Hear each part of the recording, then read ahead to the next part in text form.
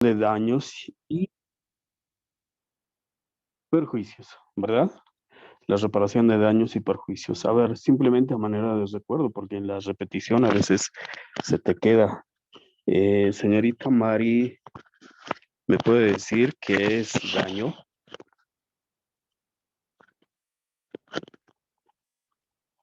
Señorita Mari, Mari Sánchez,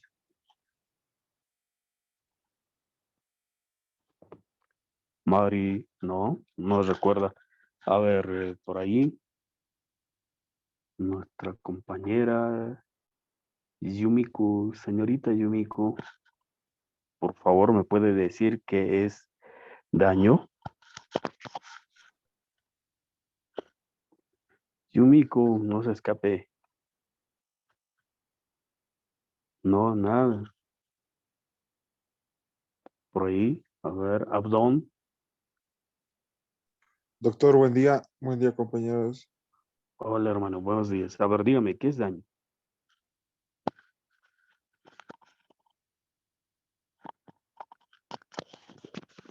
Abdón.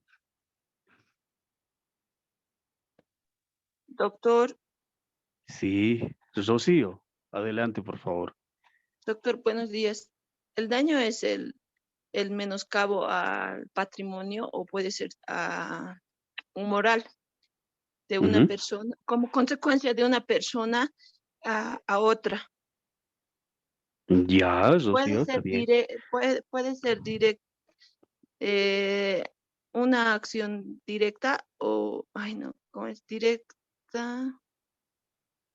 Puede ser una acción u omisión también. Ujú. Muy bien, Mari. Perdón, Rocío, te estoy cambiando de nombre. Rocío, efectivamente, el daño, no se olviden, es el menoscabo, el detrimento, ¿no? La disminución en el patrimonio de la persona que resulta afectada por una acción u omisión de, del sujeto pasivo. Es decir, una acción. ¿Qué entendemos por acción? Por, eh, por una conducta realizada por una determinada persona que provoca un daño, ¿no? En este caso, una acción puede ser, por ejemplo, que alguien realiza, ¿no? Un hecho y este hecho provoca daño en el patrimonio de la persona que resulta afectada, ¿no? Acción viene de, ¿no? De movimiento, de desplazamiento, de realización, ¿no? Por ejemplo, si yo golpeo, estoy haciendo una acción, ¿no? Estoy haciendo. Cuando camino, estoy en movimiento, ¿no? Y entonces, a eso se refiere cuando hablamos de daño, ¿no?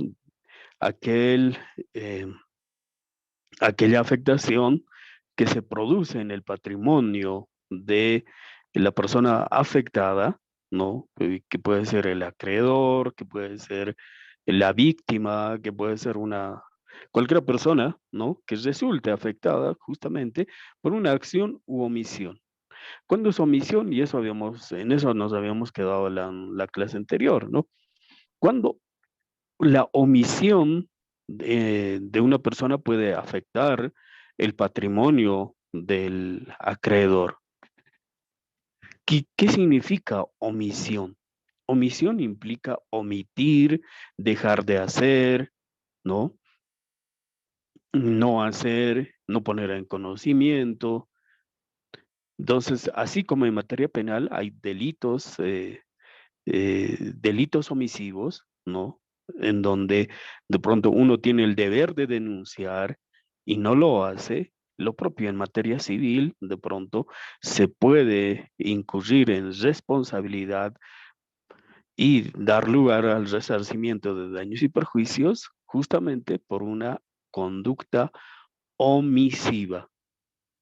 Y un ejemplo claro de ello es no pagar, ¿no? No pagar, no cumplir con lo adeudado, dejar de hacerlo, ¿no? Estos son justamente las conductas omisivas. Por eso decimos que daño, ¿no? Es la afectación del patrimonio de la persona afectada, ¿no? Es la afectación en el patrimonio. Ahora, ¿cuándo es, en este caso, perjuicio? A ver, iremos preguntando, recordaremos un poquito, porque si no, de nada sirve que vayamos avanzando, avanzando, avanzando y ustedes no estén asimilando absolutamente nada. A ver, pregunto por aquí. Cuando una Em, persona deja de percibir ya, cuando una persona deja de percibir, ¿qué deja de percibir, Abdón? Doctor, es la ganancia lícita. la ganancia lícita. Exactamente, muy bien, muy bien. Eso sí me agrada, ¿no? Es la ganancia lícita que deja de percibir la persona que resulta afectada por la acción u omisión de una persona, ¿no? Es decir, en este caso del que justamente comete el hecho, ¿no? Comete el hecho. Entonces ahí estamos hablando y hemos hablado con varios ejemplos, por ejemplo, en el caso del taxista, esta persona que se dedica o tiene como fuente laboral la prestación del servicio de transporte al público y su herramienta ha sido dañado, su herramienta de trabajo, que resulta ser el vehículo, ha sido dañado por la acción de esa persona que de manera imprudente lo choca, entonces ahí esta persona está siendo privada de una ganancia lícita, es decir, él todos los días sale a trabajar y percibe ingresos para el sustento de su familia, de él mismo, ¿no? Entonces esto es un ingreso lícito que él tenía derecho de percibir, ¿no? Si es que no hubiera acaecido esta acción de este agente tercero, ¿no? Que le ha provocado daño. Entonces, ahí estamos hablando de ganancia lícita. O en el caso de un comerciante, pues obviamente, si alguien, ¿no? Como consecuencia, a ver, les pongo este ejemplo y ustedes me dirán si encuentran ahí un perjuicio. Hay un señor, un propietario de un inmueble que alquila tiendas, como seguramente tal vez incluso ustedes tienen alguna tienda por ahí, ¿no? Alquila tiendas, pero resulta que este señor se dedicaba, ¿no? A el tráfico de sustancias controladas. Viene la FELCN y prácticamente precinta todo el inmueble.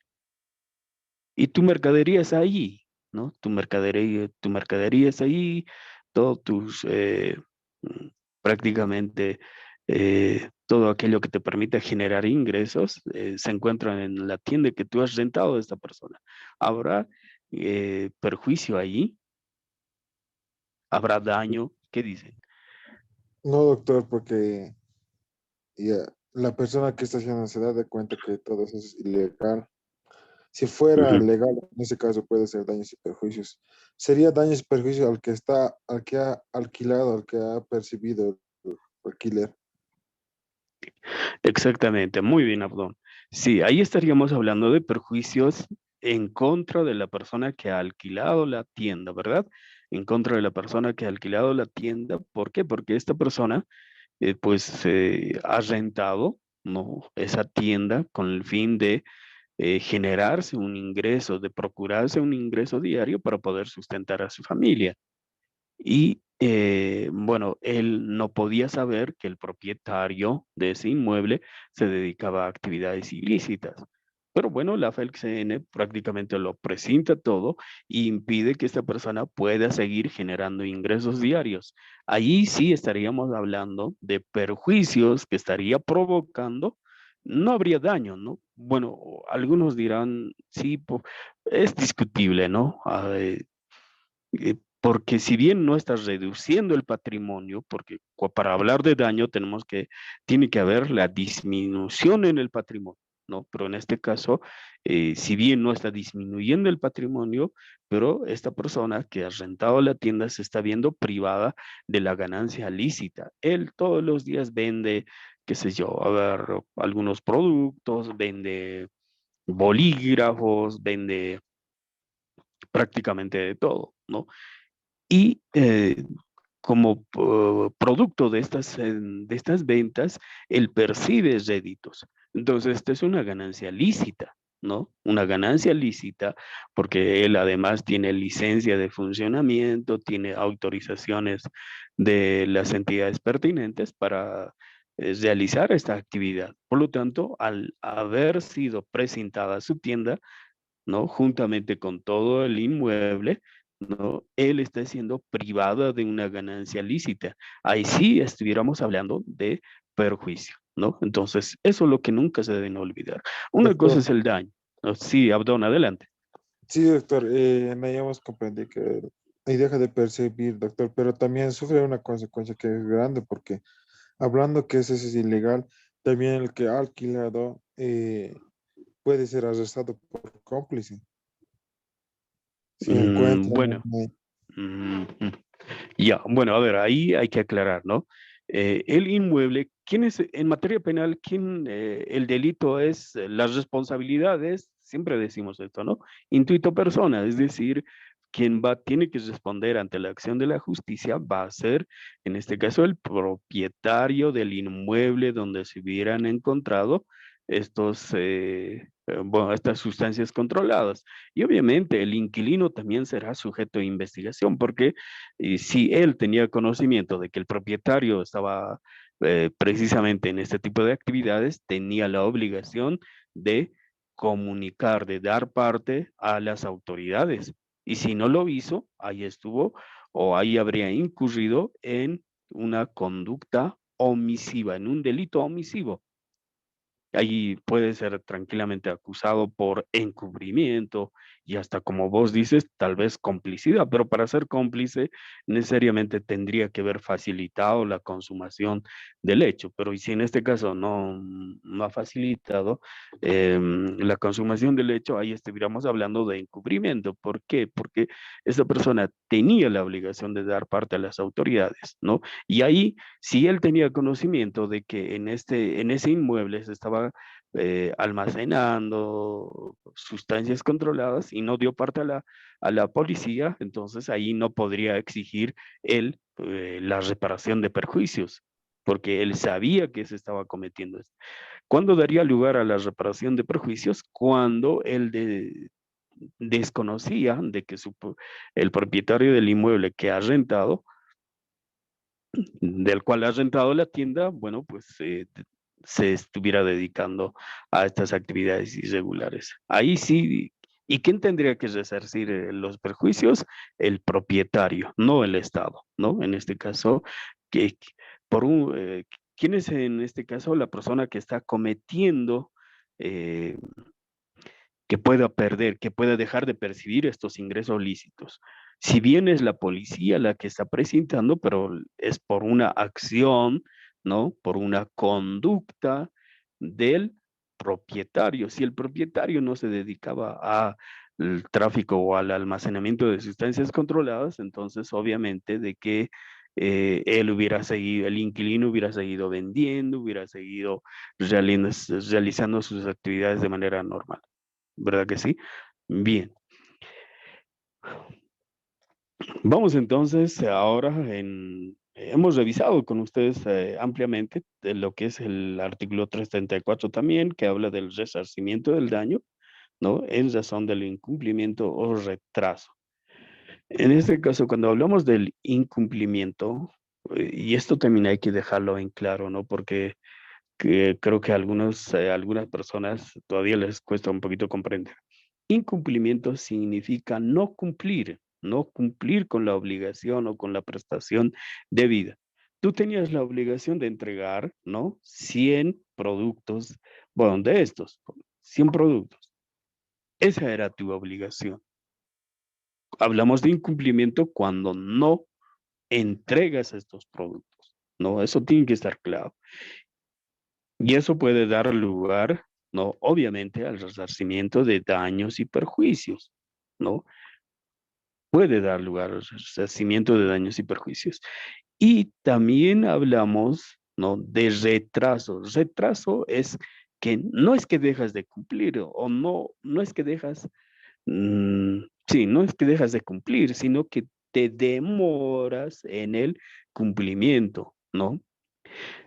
La obligación tenía que ser cumplida para hasta el 10 de marzo, pero tú estás entregando el producto el 20 de mayo, ¿no? Hay un retraso de un mes, ¿no? Y 20 días aproximadamente. Bueno, entonces a eso nos referimos, ¿no? Y por eso el artículo 344 dice, el resarcimiento del daño en razón del incumplimiento, ¿ya? Incumplimiento, dejar de cumplir o del retraso, comprende, dice, la pérdida sufrida por el acreedor. Pérdida. En este caso, a ver, si alguien incumple con una determinada prestación, ya, que puede ser positiva o negativa, y como consecuencia de esta acción u omisión sufre una pérdida, entonces dará lugar, dice, a, al- a la reparación de daños y perjuicios, ¿no? A la reparación de daños y perjuicios. Entonces, únicamente en la medida en que el acreedor demuestre haber perdido, y eso también es un elemento bastante interesante que nosotros tenemos que comprender. El acreedor, ¿no? O la persona que ha resultado afectada es quien tiene que demostrar que ha sufrido un deterioro en su patrimonio, ¿no? Tiene que demostrar que ha sufrido un detrimento, una disminución en su patrimonio, ¿no? Tiene que demostrar. Lamentablemente la regla es así, ¿no? Que la persona que va a demandar el resarcimiento de daños y perjuicios es quien tiene que demostrar que evidentemente, que ciertamente, ¿no? La acción y omisión de este tercero le ha provocado, por un lado, pérdida en su patrimonio y que ha provocado también que pueda percibir una ganancia lícita. Entonces, de esa manera, ¿no? Ahora, vamos a entrar a continuación a lo que es el, la cláusula penal, ¿no? La cláusula penal, que es el trabajo que ustedes tienen que hacer para el próximo viernes, ¿no?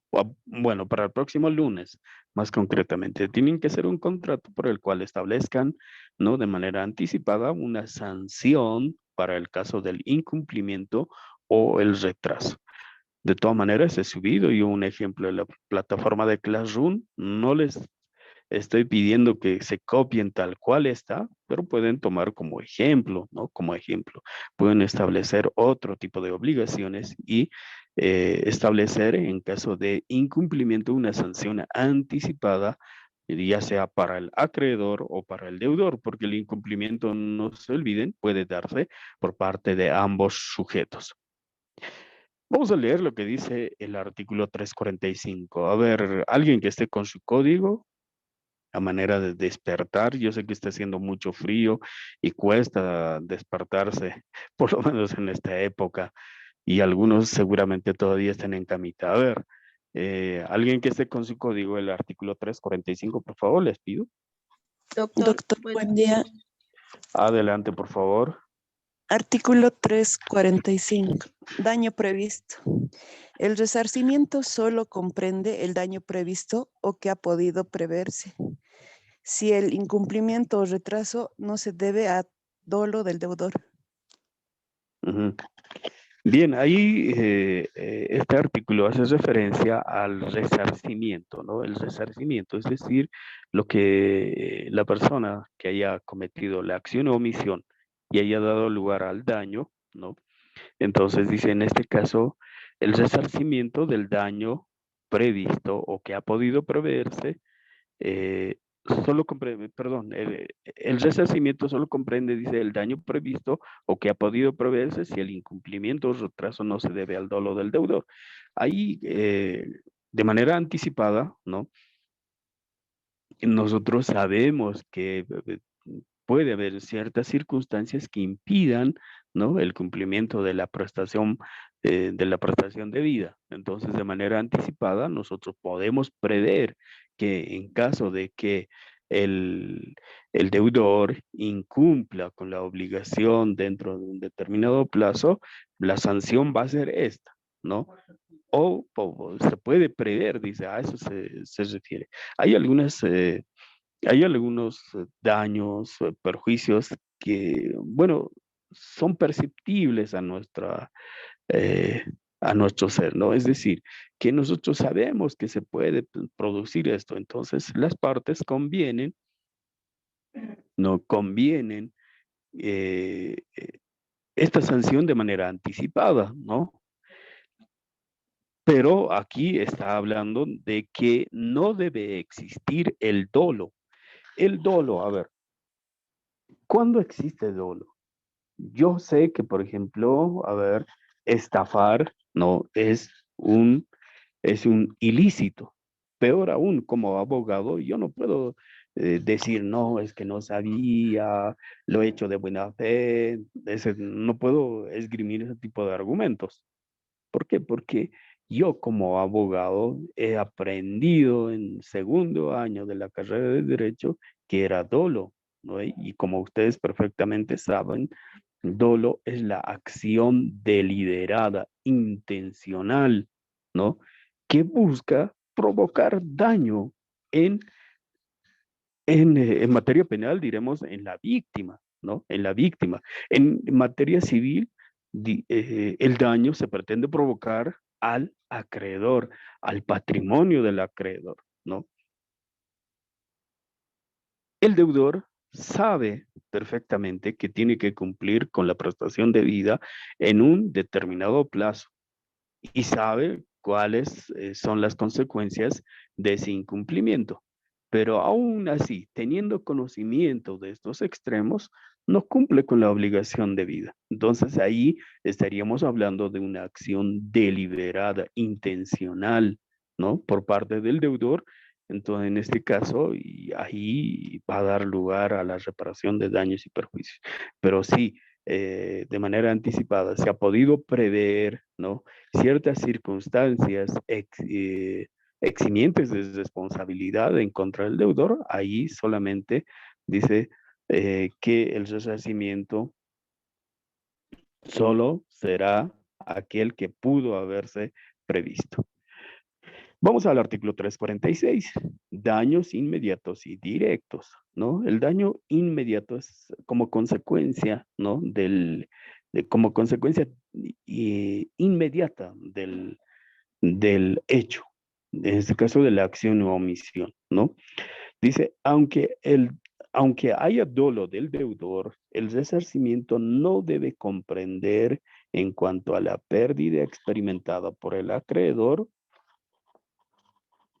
la ganancia de que ha sido privada, sino que sea consecuencia inmediata del incumplimiento, ¿no? Es decir, puede ser que el acreedor, evidentemente, ¿no? Pierda cierta cantidad de dinero, pero esta pérdida, dice, tiene que ser como consecuencia de la acción del deudor, ¿no? Puede ser que el deudor haya perdido de pronto réditos, haya perdido ingresos, haya dejado de percibir ciertos ingresos, pero que sean por consecuencia de otras circunstancias, de otros factores, y no necesariamente, ¿no? Por la acción del deudor. Por eso dice, ¿no? El artículo 347, perdón, 346 dice, aunque haya dolo del deudor, es decir, aunque haya intención, ¿no? Haya esa intención deliberada de perjudicar al acreedor, ¿no? Por parte del deudor, ¿no? El resarcimiento, dice, no debe comprender en cuanto a la pérdida experimentada por el acreedor, ¿no? Y la ganancia que ha sido privada, sino lo que sea consecuencia inmediata y directa del incumplimiento. Es decir, esa pérdida tiene que haber un nexo de causalidad, a eso se refiere, ¿no? Es decir, que esa pérdida que ha experimentado el acreedor tiene que ser consecuencia de esta acción u omisión del deudor. Si no se logra demostrar este extremo, entonces no va a dar lugar al resarcimiento, solamente en la medida que se haya provocado por la conducta del deudor. Y esto también ya hemos revisado, ¿no? Pero a ver, recordaremos un poquito el resarcimiento en las obligaciones pecuniarias. En el caso del resarcimiento, es decir, aquí estamos hablando de los préstamos de dinero.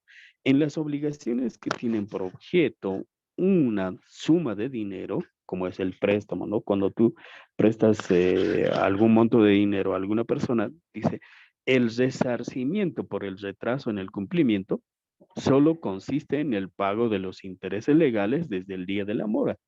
Es decir, que si tú no has establecido un interés convencional, entonces solamente tienes derecho de exigir el interés legal, pero además desde el día en que se constituye en mora al deudor. Estas reglas rige, dice, aun cuando anteriormente no se hubieran debido intereses y el acreedor no justifique haber sufrido el daño.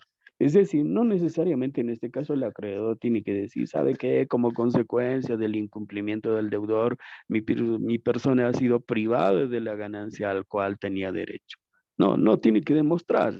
Basta con que se constituya en mora al deudor, entonces ahí tiene derecho al resarcimiento del interés legal. Y el interés legal, como bien sabemos, es el 6% anual, ¿no? Ahora, si antes de la mora se debían intereses en la medida superior a la legal, se deberán los intereses moratorios en la misma medida siempre que se encuentran dentro de los límites permitidos. Acá hay otra figura, ¿no? Y eso creo que la clase anterior nos quedamos en esa parte también, o estábamos analizando. Una cosa son los intereses convencionales. A ver, ¿alguien me puede decir? Señálame un de 50,000 bolivianos. A ver, establezcame un interés convencional.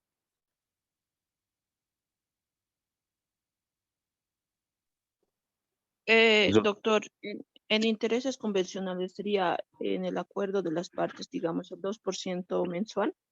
Ya, muy bien, 2% mensual. Ahora, ¿qué nos dice la regla, no? Del 347 en su última parte. Nos dice si antes de la mora se debían intereses en la medida superior a la legal, ¿no? Usted dice 2%. Se deberán los intereses moratorios en la misma medida siempre que se encuentren dentro de los límites permitidos. 2% mensual está permitido por ley. Sí, está permitido, ¿no? Porque la ley dice hasta el 3%. Entonces, adicionalmente a esos 2%, ¿cuánto más tiene que pagar la persona que en este caso ha provocado o bueno, en todo caso ha incumplido o eh, bueno, puede haberse retrasado en el cumplimiento de la prestación debida, que es el pago de un monto de dinero? Otros 2%, ¿no? Otros 2%. Ahora, haremos este ejercicio, son 50,000 bolivianos, ¿verdad? 50,000 bolivianos.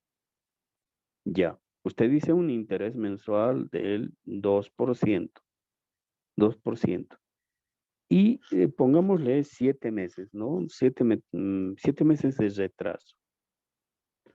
7 meses de retraso. Ya, primero sacaremos el interés mensual. ¿Cuánto sale de 50,000 bolivianos a 2%? 1.000 bolivianos, doctor. 1,000 bolivianos, ¿ya? Vamos a ponerle que hemos constituido en mora, bueno, no hemos sido muy diligentes, ¿no? A la hora de interponer la acción ante la autoridad judicial, porque todavía teníamos fe en esta persona, ya, porque te decías, hermano, este mes más, hermanita, dame un otro mes, y bueno, y tú de buen tipo o buena tipa, dijiste, ya está bien, ¿no? Pero transcurrieron otros 2 meses y no cumplió. Entonces tú eh, eh, constituiste en mora, ¿no? Pasado los 2 meses de la fecha en la que tenía que cumplir. A ver, pongámosle, hoy, ahora estamos en el mes de junio, tenía que haber cumplido con la obligación hoy estamos 20, ya, pongámosle el 20 de diciembre tenía que haber cumplido con la obligación, ¿no? Pero tú le has constituido en mora el 20 de febrero. ¿Ya? El 20 de febrero. Entonces calcularemos el interés legal y el interés moratorio. ¿Cuánto sale eso? A ver, interés por 7 meses es lo primero que tenemos que calcular, ¿no? Hay 7 meses de retraso, ¿no? 7 meses de retraso. Bueno, a ver, la obligación pudo haber establecido, y eso también hay que aclararlo. A ver, el préstamo se ha otorgado le pondremos el 20 de diciembre del 2020, ¿ya? El 20 de diciembre de 2020. Todos con sus calculadoras, por favor, porque si no, no van a aprender. El 20 de diciembre del 2020 se ha otorgado el préstamo con un interés del 2% mensual, ¿no? Y la obligación tendría que haber sido satisfecha hasta el 20 de diciembre del 2021, ¿no? Por un año ha sido el préstamo. ¿Cuánto sale hasta ahí el interés? A ver, calcularemos. Ustedes dijeron 1,000 bolivianos por cada mes, ¿no? Por cada mes. Al 20 de diciembre tengo 12 meses. Entonces lo que hago es multiplicar 12 por 1,000, porque 1,000 bolivianos será el interés de un mes, ¿no? Esto simplemente estoy sustituyendo 12 por 1,000, entonces eso me salen 12,000 bolivianos, ¿no? 12,000 bolivianos es lo que debía hasta el 20 de diciembre. Pero como no ha cumplido con la obligación dentro del plazo acordado, yo lo he constituido en mora el 20 de febrero, ¿no? Vamos a calcular hasta el presente, hasta el 20 de junio del 2022, ¿no? Por un lado, estamos hablando 7 meses de retraso, ¿no? Eso va a dar lugar a, eh, al interés convencional acordado. Eso continúa normal, ¿no? Entonces, ahí estamos hablando de otros 7,000 bolivianos. 7,000 bolivianos, ¿verdad? Ahora, díganme, ¿desde qué momento tenemos derecho de cobrar el interés moratorio? Desde el 20 de febrero, ¿verdad? 20 de febrero al 20 de junio, ¿cuántos meses son? 5 Son meses. ah, ¿Cuántos meses? 4 meses. 4 meses, doctor. 4 meses. Ya, 4 meses. Ya, entonces de 4 más, ahí estaríamos hablando 4 meses, ¿verdad? Que vendrían a ser 4,000 bolivianos. Ahora sí, sumaremos todo. 12,000 más 7,000, 19,000 más 4,000, 23,000 bolivianos, ¿no? 23,000 bolivianos de interés legal, bueno, interés convencional más el interés moratorio, ¿no? El interés moratorio más sumado al capital, tenemos ahí 73,000 bolivianos. Es lo que tiene que pagar el deudor. Entonces, lo que tenemos que explicarle al juez nosotros es que el interés convencional acordado de manera voluntaria por las partes alcanza a 19,000 bolivianos. Sin embargo, también, ¿no? Corresponde el pago del interés moratorio por cuanto el 20 de febrero del año 2022, el deudor ha sido constituido en mora. Consecuentemente, como dispone el artículo 347 del Código Civil, ¿no? Da lugar a el pago del interés moratorio. De esa manera, ¿comprendido? ¿O hacemos otro ejercicio? A ver, ¿qué dice? Doctor, otro ejercicio, tal vez el interés convencional que sea 5%, doctor. No se puede, estimado Oscar, Sí. no se puede, porque la ley dice claramente que el máximo del interés convencional puede llegar al 3% mensual, ¿no? Al 3% mensual. Podemos dificultar un poquito poniéndole 2,7%, por decir, ¿no? Con decimales, que es un poquito más complicado. A ver, ya, pongámosle 75,000 bolivianos. ¿De acuerdo? 75,000 bolivianos, que se ha otorgado como préstamo en fecha 15 de agosto, ya, del 2017. 2017, 15 de agosto del 2017, y la obligación tenía que cumplirse el 15 de, bueno, a ver, el 15 de octubre del 2019. Ya, y hasta el presente el deudor no ha satisfecho la obligación. Entonces, vamos a establecer un interés del 2.7% de manera mensual. Primero calcularemos cuánto es el interés mensual. ¿Qué es lo que tenemos que hacer en esto? A ver, para los compañeros que no saben esta 1500, regla, ¿no? doctor. 1500. A ver, explíquenos cómo ha obtenido esta cifra. Es que hay alguno de sus compañeros que no está entendiendo la figura, ¿no? ¿Cómo ha obtenido, estimado Abdón? Multiplicando por, Regla de por, 3. por La 2% regla. dividido. Ajá. Usted ha hecho este ejercicio, 75,000, lo ha multiplicado por, ¿no? Por 100, y este resultado lo ha dividido por 3, ¿así? ¿Ha hecho ese ejercicio? O bueno, hay calculadoras que te permiten, ¿no? Algunos lo hacen 75,000 bueno, yo estoy cometiendo un error, 75,000 por 3 dividido entre 100. Es el ejercicio que hacen, ¿verdad? De esa manera. Eso es correcto. De esa manera vamos a obtener, bueno, no es por 3, era por 2.7, ¿no? Por 2.7. Entonces, No, de esa por manera, 2% le he dicho, doctor. no, Doctor, 2.7% hemos dicho. por Sí, ¿cuánto? 2.7 sería 2025. Ajá, así es, Dos- ese es el resultado. 2025. Sí, Ya, doctor. 2025 sería el interés mensual, ¿no?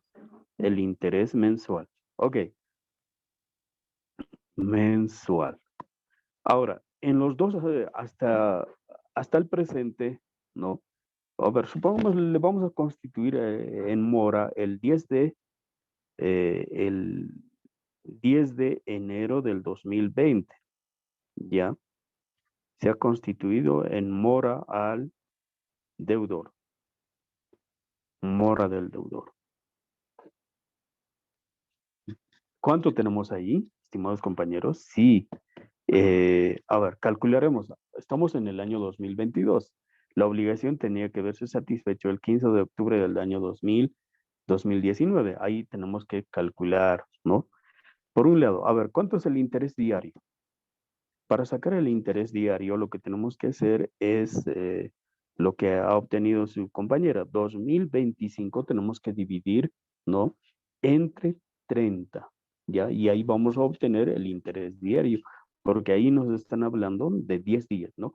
O sea, estamos hablando del 10, habíamos dicho, ya, 15 de octubre, ¿no? Ahí no necesariamente nos va a dar mes completo. Bueno, a ver, pongamos 18 de octubre para que nos den días más y de esta manera se pueda entender, ¿no? Eh, a ver, estimados compañeros, a ver, díganme, ¿cuánto es el interés diario? 67,50 centavos. 67,50 centavos. Es el interés diario. Ahora, ya. Entonces, hoy estamos 20 de febrero. Ya supongamos que hasta hoy nos cumple. Entonces calcularemos los intereses, primero los intereses convencionales, ¿ya? ¿Cuánto sale hasta la fecha los intereses convencionales? Primero tenemos que sacar cuántos meses son, ¿no? Tenemos hasta el 2019, 24 meses. Hasta el 2020 tenemos 36 meses. Después, al 2021 tenemos 48 meses ya. 48 meses. Ahora, de 48 meses más, ¿cuánto llevamos de este año? Ver, 55 55 meses. más 7, Ya, 55. sí, 55 meses. 55 meses por 2025, ¿cuánto sale?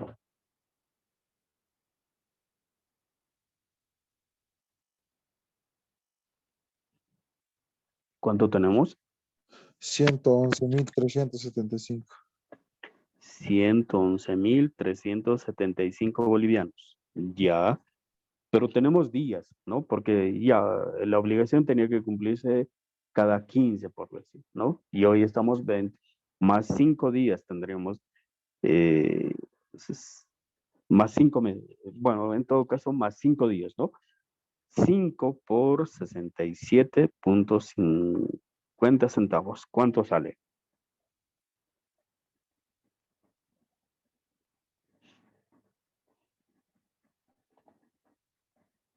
¿Cuánto sale eso? 337.5. 300, 37.5. 337.5. Ok. Sumamos entonces 111.375 más 337.5.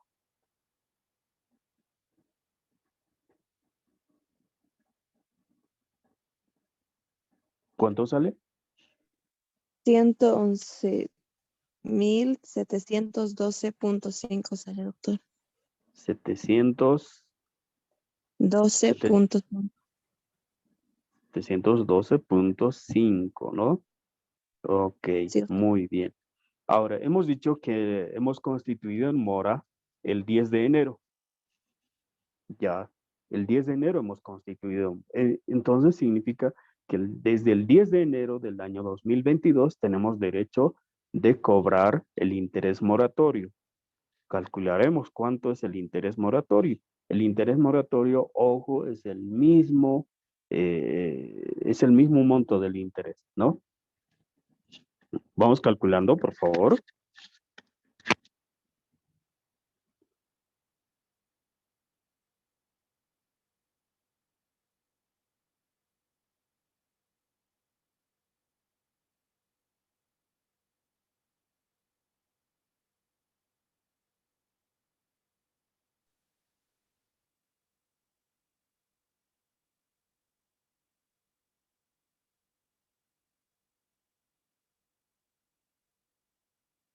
Doctor, en este caso sería 5 meses.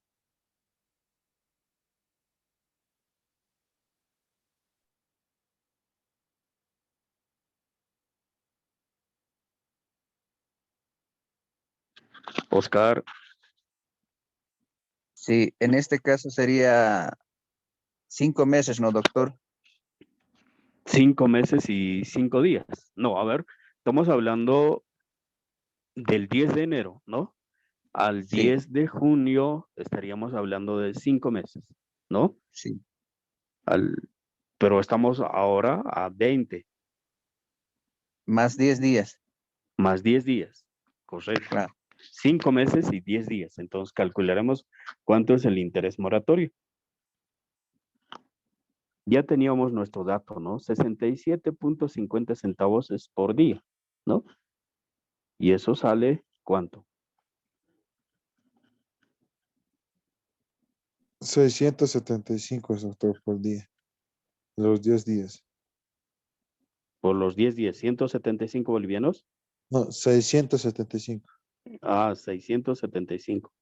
Ok. Sí. De 5 meses, ¿cuánto sale?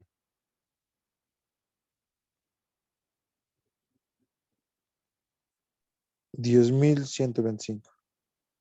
10.125 más 675, ¿cuánto es? 10.800. 10.800. Estos 10.800 van a ser el interés moratorio, ¿no? Moratorio. Entonces, el interés El interés convencional es 111.712,50 centavos, ¿no? Es el interés convencional. Es aquello que las partes de manera voluntaria han acordado al momento de suscribir el contrato, ¿no? Esto es diferente. Ahora, nosotros tenemos adicionalmente que cobrar 10.800 como interés moratorio, ¿me entienden? ¿No? Ahora sí, yo creo que ya hemos logrado entenderlo. Una cosa es el interés convencional, otra cosa es el interés moratorio, ¿no? Que se aplica desde el día en que la autoridad judicial lo haya declarado o haya constituido en mora al deudor, ¿ya? Eso es lo que se exige, o sea, lo que se puede cobrar en materia de obligaciones pecuniarias, ¿ya? En obligaciones pecuniarias, es decir, cuando se trata de obligaciones de sumas de dinero, ¿no? Aquí ya no vamos a poder exigir la reparación del daño, ¿no? ¿Por qué? Porque no hay un detrimento, no hay una disminución en el patrimonio del acreedor, ¿no? Pero en este caso se compensa cuando ya se declara la mora del deudor, ahí tenemos derecho de cobrar lo que se le llama el daño moratorio, perdón, lo que se llama los intereses moratorios. ¿Entendido? ¿Alguna pregunta tal vez en relación a esto para ya pasar al otro punto? Está entendido, ¿verdad? Yo sé que es un poquito complicado porque tenemos que guardar bien los datos. De esa manera se calcula, ¿no? Y esta es la dificultad que se tiene a veces de poder calcular. Cuando te dices, cuando el juez te observa tu demanda y te dice, establezca el interés moratorio o aclare a qué se refiere con interés moratorio y desde cuándo corre el interés moratorio, ¿no? Entonces nosotros sabemos que esto corre desde la fecha en la que ha sido constituido en mora el deudor. Algunos pretendían que juntamente con el interés convencional, desde la fecha que ha entrado en este caso, en mora el deudor, algunos lo consideran, ¿no? Como mora del deudor el simple vencimiento, y no es así, ¿no? Tiene que haber una declaratoria expresa de mora.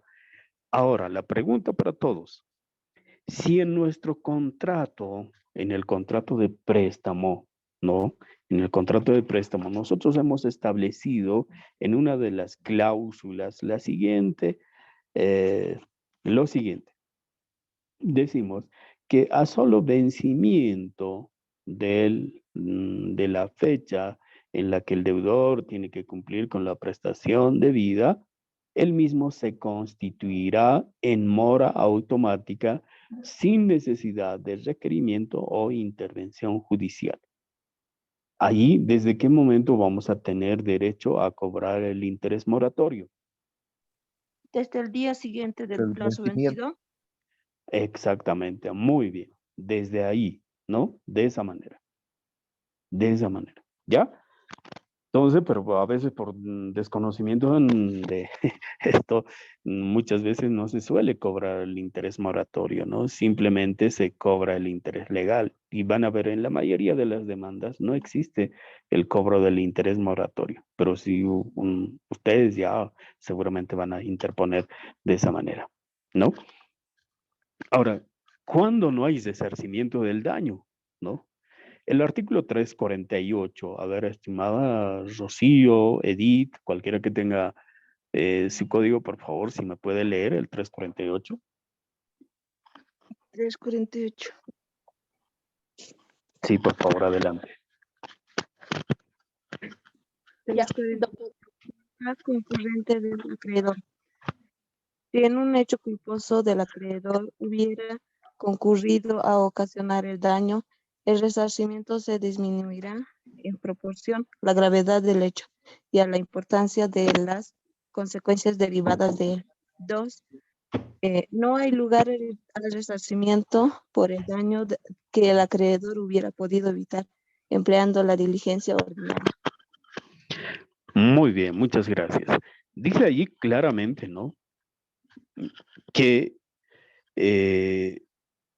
Sí, en un hecho culposo. ¿Cuándo es un hecho culposo? Un hecho culposo es, por ejemplo, a ver, si bien no se ajusta al artículo como tal, a ver, pero les diré, culpa sería cuando alguien está corriendo por la calle, ¿no? Va corriendo por la calle apresuradamente y no se da cuenta que otra persona también viene en sentido contrario, ¿no? Mirando su celular.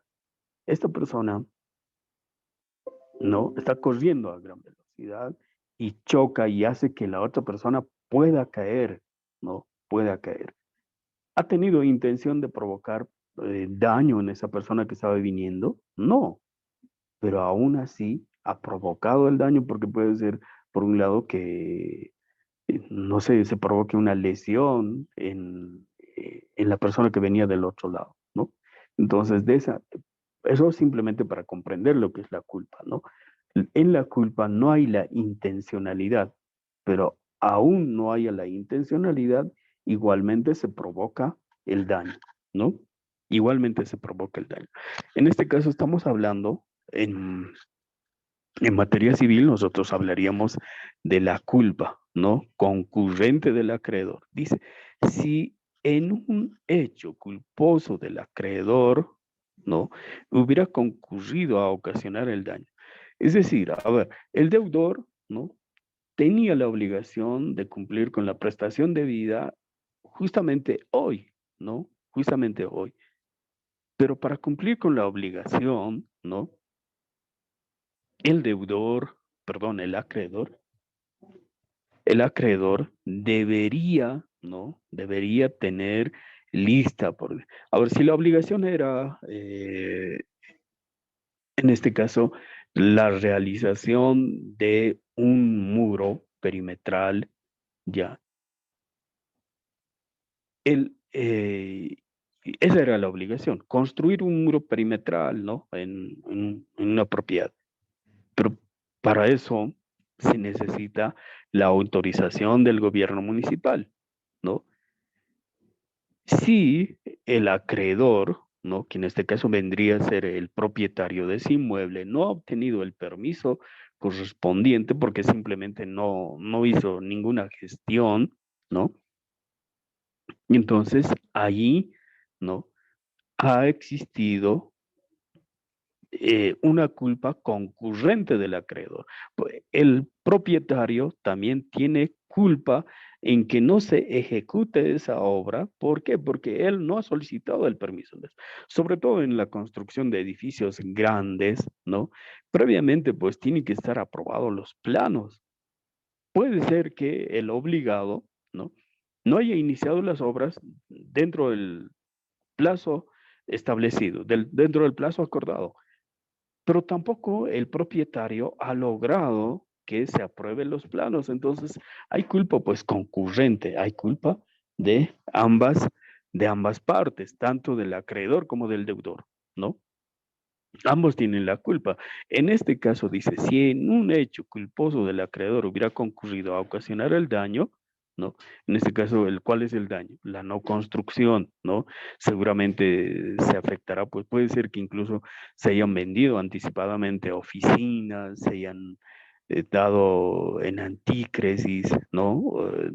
Se hayan celebrado contratos de antícresis de manera anticipada y se está provocando un daño a estas terceras personas que tenían la intención de ocupar, ¿no? De ingresar a ese inmueble en un determinado tiempo, pero no lo van a poder hacer porque justamente tanto el acreedor como el deudor han provocado este daño. Entonces, dice, sí, en este tipo de casos, el resarcimiento se va a disminuir, ¿no? A la gravedad del hecho.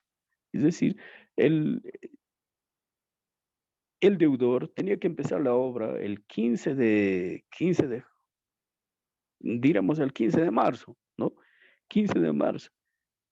No ha empezado la obra, pero también da la casualidad de que el propietario tampoco ha logrado la aprobación de planos. Por lo tanto, no puede exigir el resarcimiento del daño, ¿no?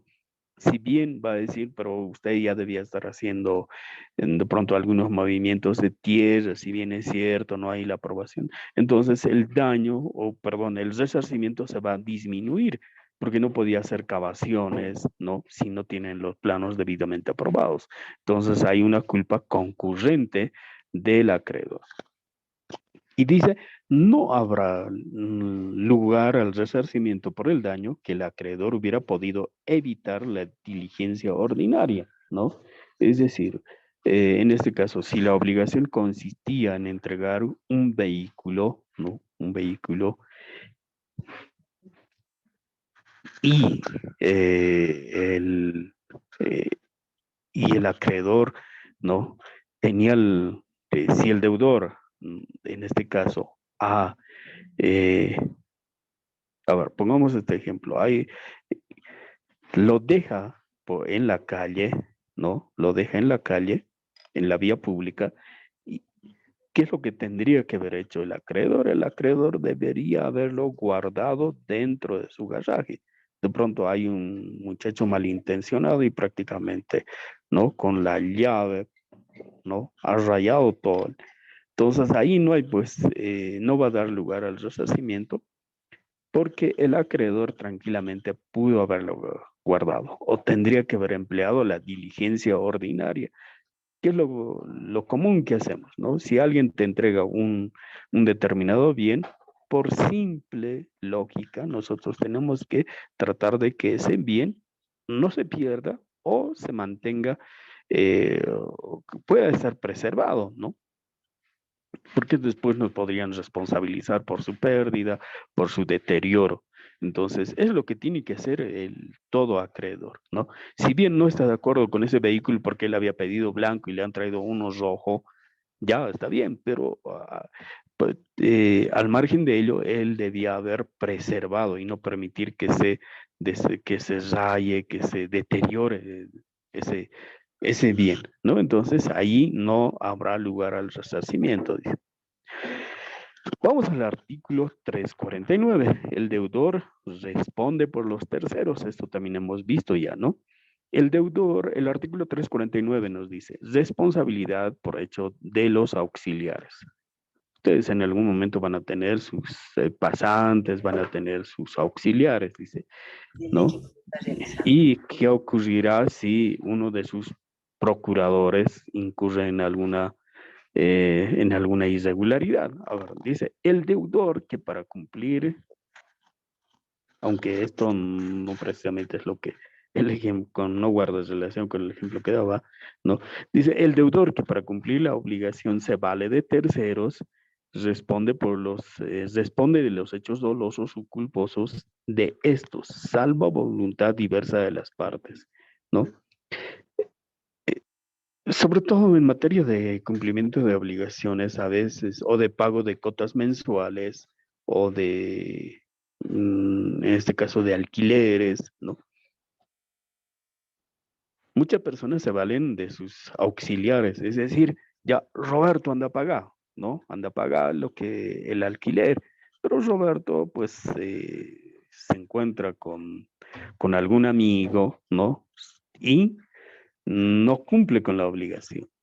Y así van, ¿no? Cada mes puede ser que en este caso el obligado, el deudor principal, ¿no? Suponiendo que se encuentre incluso en el interior del país, le manda periódicamente a Roberto para que pueda pagar los alquileres o pueda pagar los servicios. Pero Roberto no lo hace, ¿no? Hay meses que sí, hay meses que no. Y al final, o lo que es peor, ¿no? Deje de pagar los impuestos. Una vez yo tuve que pagar cerca de 18,000 de multa porque justamente yo le había delegado al contador de que pueda pagar los impuestos, pues yo le daba, ¿no? Pero esta persona o declaraba retrasado o a veces que se olvidaba. Y ese es el exceso de confianza que a veces uno suele depositar en alguna persona. Y lo propio ocurre, ¿no? En el caso de los auxiliares. Dice, el deudor que para cumplir la obligación se vale de terceros, responde por los hechos dolosos o culposos de estos, salvo voluntad diversa, ¿no? Entonces, ahí, obviamente, el titular de la obligación debida es quien va a responder por el hecho doloso o culposo del auxiliar. Vamos a las cláusulas exonerativas de responsabilidad. ¿Qué son las cláusulas exonerativas? Los pactos, ¿no?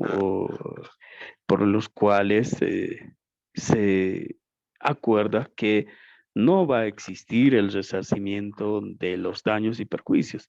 En este caso, estamos hablando la ley dice en el 350. Los pactos, a ver, que nos lea nuestra compañera Yumiko, ¿no? Yumiko, ¿nos puede leer el artículo 350, por favor? 350, doctor. Cláusula exonerativa de responsabilidad. Los pactos siguientes son nulos.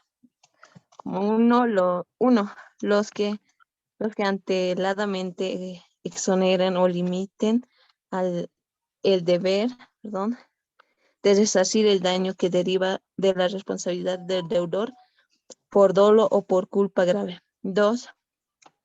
Los que anteladamente exoneren o limiten el deber de resarcimiento originado por la responsabilidad del deudor para los casos en que un hecho de él o de sus auxiliares viola obligaciones establecidas por normas de orden público. Muy bien, muchas gracias, Yumiko.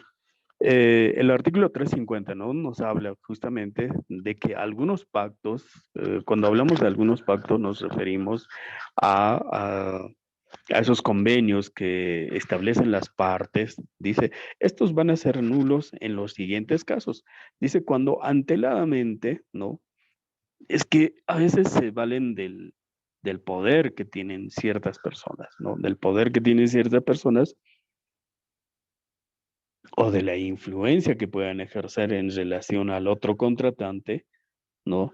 Entonces dice, puede ser que se establezca de manera anticipada, ¿no? En el caso de que se provoque daños y perjuicios en contra del acreedor, ¿no? El deudor quedará librado de responsabilidad. Ese tipo de convenios.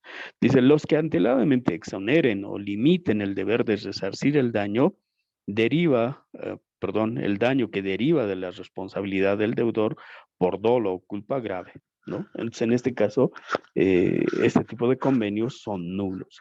La nulidad, como bien saben ustedes, es la sanción que establece la ley para aquellos actos que en su formación, ¿no? Adolezcan de los requisitos esenciales, ¿no? Entonces, en este caso, no se puede de manera anticipada establecer que el deudor no será pasible al resarcimiento de daños y perjuicios,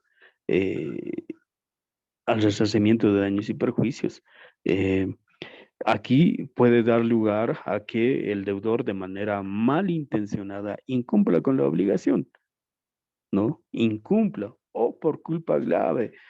Ahí cuando hablamos de culpa grave estaríamos hablando de que si bien no ha existido la intención de provocar el daño en el patrimonio del acreedor, pero también resulta que en este caso esta persona, ¿no?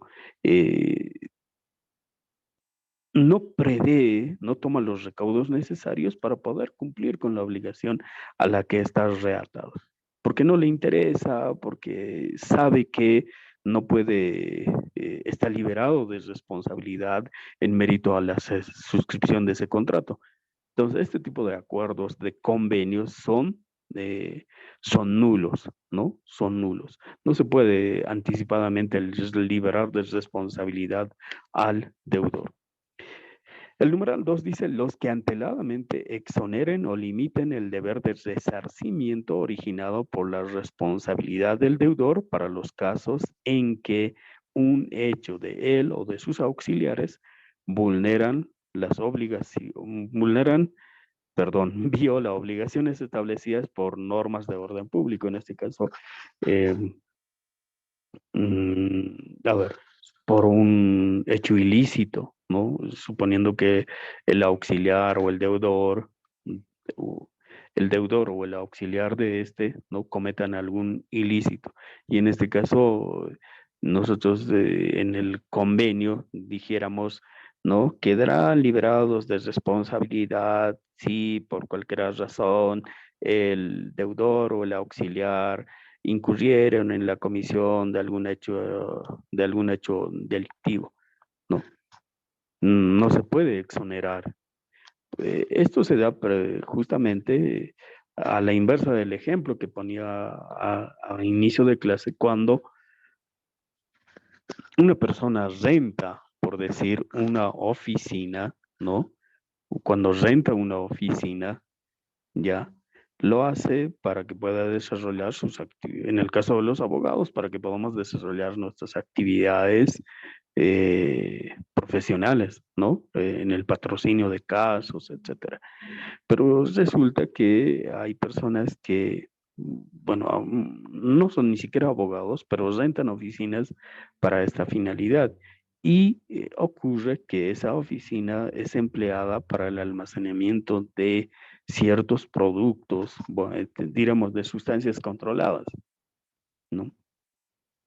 Y como consecuencia de este hecho, puede ser que la Fuerza Especial de Lucha contra el Narcotráfico presente esa oficina mm, durante el tiempo que dure la investigación. Durante este tiempo, ¿no? Obviamente, bueno, puede ser que el responsable sea remitido a un recinto penitenciario, pero mientras dure la investigación, el propietario dejará de percibir. Entonces, no se puede establecer, dice, anteladamente, ¿no?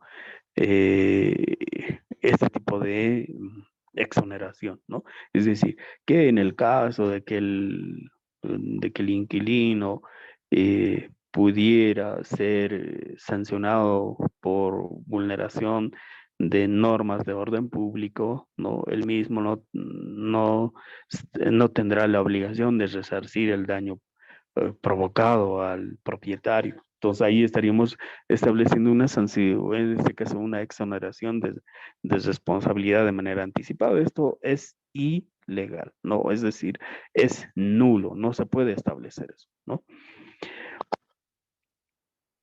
Ahora, vamos a lo que es la condena de daños y perjuicios en un proceso judicial, ¿no? Una cosa son los daños y otra cosa son los perjuicios, ¿no? Una cosa son los daños y otra cosa son los perjuicios. Ahora, seguramente ustedes han escuchado los términos de costas y costos, ¿no? Costas y costos. Ahora, durante la tramitación del proceso judicial, ¿no? Cualquiera sea su naturaleza, sea un proceso ordinario, sea un proceso monitorio, un proceso extraordinario, una diligencia preparatoria, ¿no? Si durante la tramitación del proceso se demostrase la mala fe y la temeridad con la que actuó el demandado, puede ser reparado, dice, a la reparación de daños y perjuicios. Y la mala fe puede demostrarse cuando se niegue extremos que son de su conocimiento, y la temeridad se demuestra cuando se presenta documentos falsos. A ver, supongamos que estamos en un proceso judicial a ver, iremos a algo sencillito, a una diligencia preparatoria de reconocimiento de firmas y rúbricas, porque, bueno, lamentablemente por mal asesoramiento hemos suscrito un documento privado de préstamo, ¿no? Pero el abogado no nos dijo que para tener mayor seguridad, ese documento debería ser reconocido en firmas y rúbricas. No lo hemos hecho. Entonces, acudimos ante la autoridad judicial para realizar precisamente una diligencia preparatoria, ¿no? De reconocimiento de firmas y rúbricas. ¿Qué ocurre? Lo hacemos citar al demandado y el demandado dice, no, señor juez, esa firma no es mía. Niega la firma, ¿no? A sabiendas que es su firma. Ahí existe temeridad, ¿no? existe la mala fe por parte del demandado, que a sabiendas de que esa es su firma, niega. Entonces, ¿qué es lo que va a provocar esto? Que el demandante, el actor, tenga que adicionalmente solicitar, ¿no?, que ante el Instituto Técnico de Investigaciones Policiales, ante el ICUP o ante el IDIF, se pueda realizar una pericia grafológica por el cual se pueda establecer, ¿no?, la autenticidad de la firma del suscribiente, ¿no? Entonces, después de hacer toda esta pericia que no es gratuita, ¿no? No es gratuita, eh, se dará el resultado y dirá que la firma evidentemente le corresponde al demandado. Entonces ha habido una negativa maliciosa, de mala fe, temeraria, ¿no?, por parte del demandado.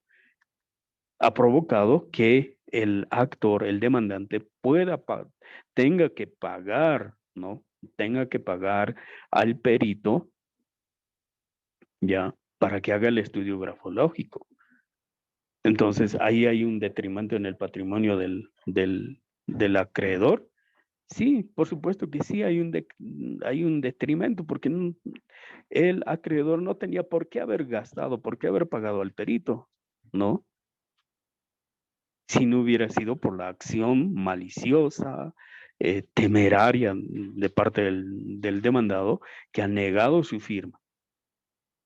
Entonces, en este tipo de casos, dice, puede dar lugar a la reparación de daños y perjuicios. Y esto se da porque hay gente que no sé cuál es el asesoramiento que reciben, porque hay cada abogado y abogado también, ¿no?, que dicen negate, no pasa nada. Ellos tienen que demostrar lo contrario y creen que es simplemente negarse por negarse, ¿no? Y no es así. Y a veces esto surte efecto. ¿Por qué? Porque la persona se cansa y dice, ¿qué voy a hacer? Lo voy a dejar, ¿no?, a su conciencia, dicen. Y hay mucha gente que decide no seguir con el proceso judicial porque le implica mayores gastos.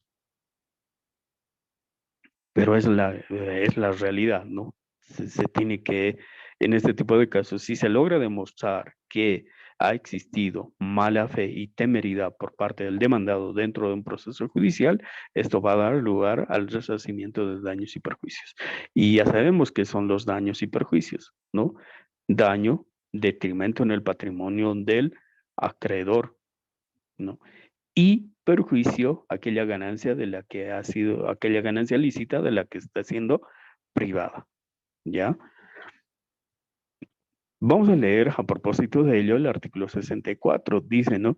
Cuando la mala fe o la temeridad resultaren plenamente acreditadas, la parte podrá ser condenada, además de costas y costos, a los daños y perjuicios que se liquidarán en la vía incidental en el mismo proceso.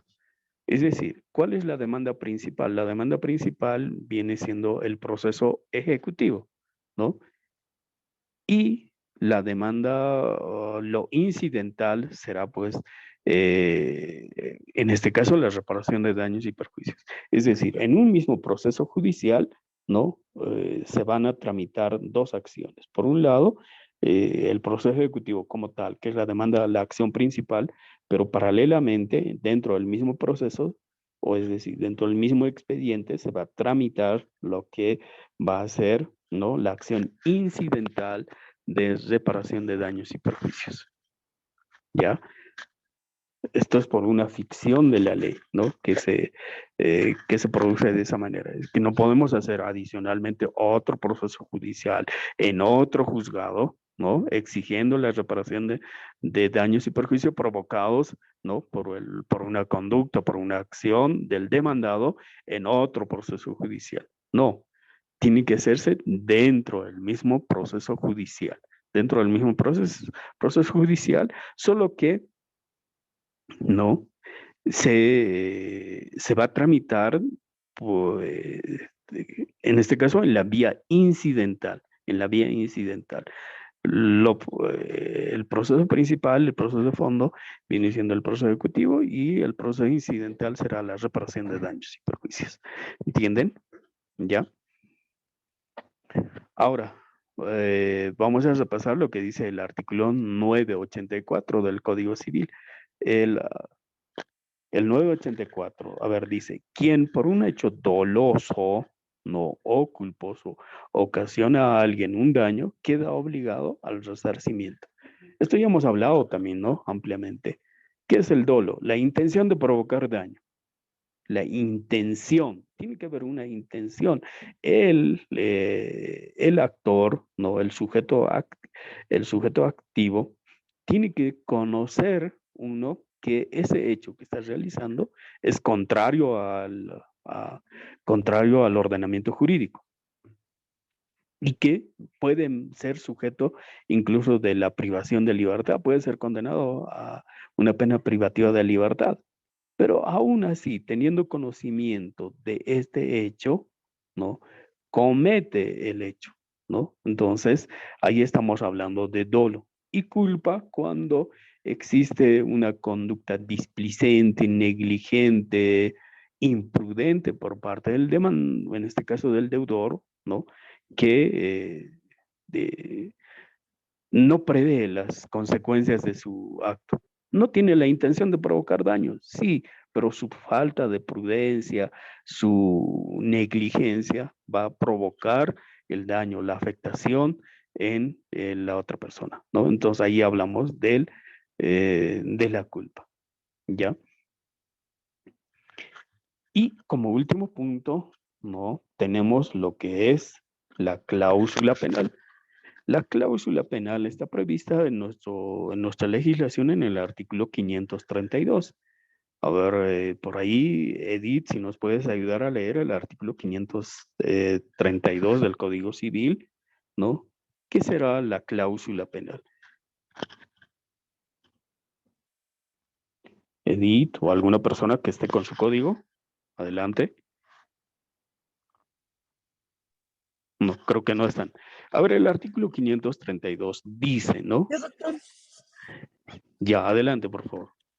el artículo 532 dice así, resarcimiento convencional. Si se ha estipulado una cláusula penal para el caso de incumplimiento o de retraso en la ejecución de un contrato, la pena convencional sustituye al resarcimiento judicial del daño que hubiera causado la enajenación o el retraso de la obligación principal. Muy bien, muchas gracias. Dice, si se ha establecido una cláusula penal, ¿no?